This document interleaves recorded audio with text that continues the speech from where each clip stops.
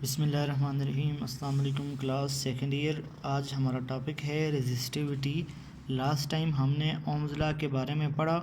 Ohm's law में हमने resistance के साथ भी कुछ डिस्कशन की थी। आज हमारा टॉपिक है रेजिस्टिविटी। रेजिस्टिविटी से पहले हम एक रिलेशन डिराइव करते हैं। ये रिलेशन जब डिराइव हो जाए तो आपके लिए आसानी होगी। ये ऑब्ज़र्व किया गया कि रेजिस्टेंस कंडक्टर की लेंथ के डायरेक्टली प्रोपोर्शनल है।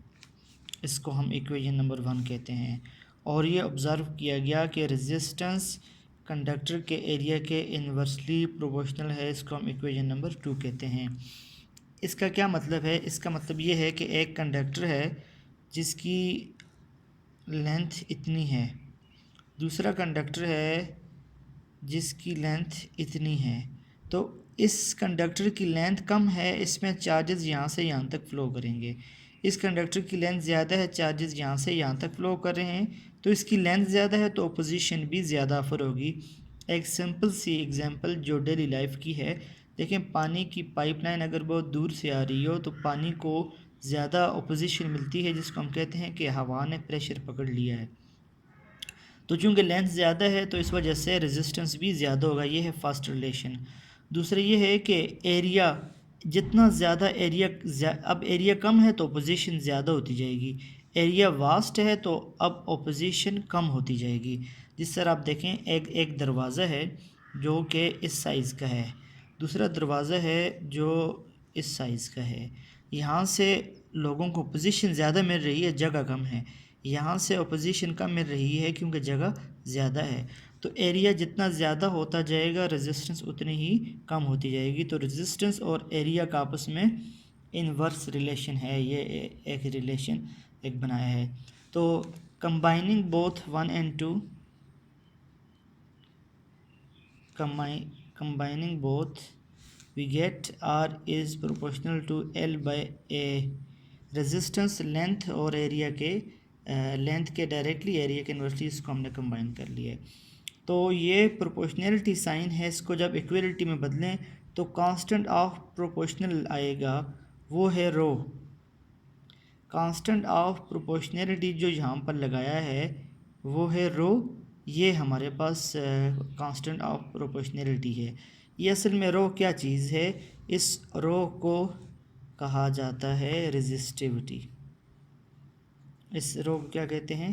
रेजिस्टिविटी। इसको रेजिस्टिविटी भी कहते हैं, एक और लफ्ज़ भी है इसका। इस टॉपिक का ही दूसरा नाम है specific resistance. Specific resistance. Specific resistance भी हमें ख़ास रेजिस्टेंस है।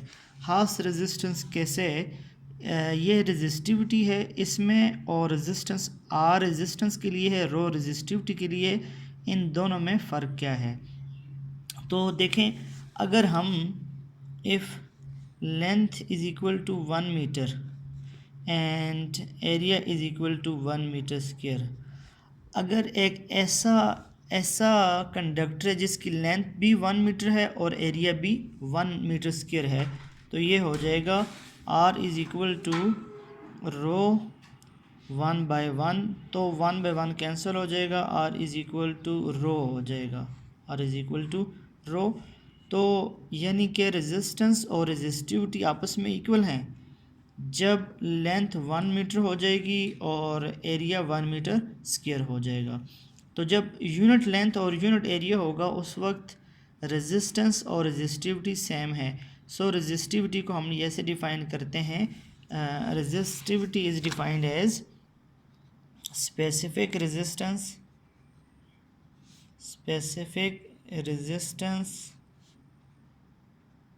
when there is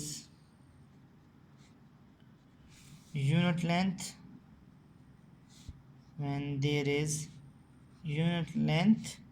and unit area।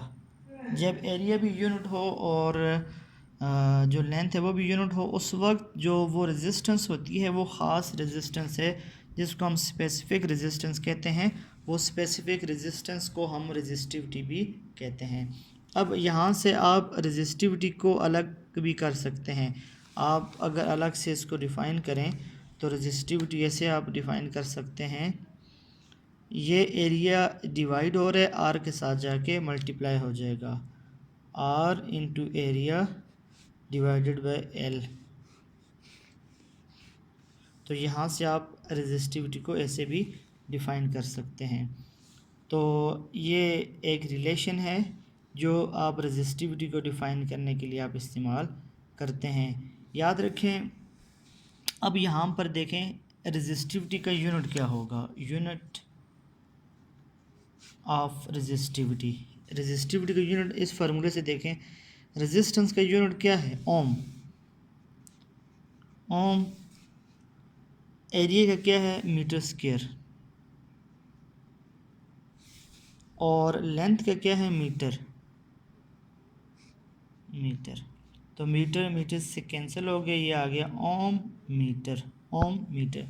तो इस जो इक्वेशन है रेजिस्टिविटी की, उससे हमने यूनिट निकाला, the SI unit of specific resistance और रेजिस्टिविटी इज़ ओम मीटर। ये ओम मीटर इसका यूनिट है। तो ये टॉपिक था रेजिस्टिविटी। अब नेक्स्ट जो है टॉपिक करते हैं।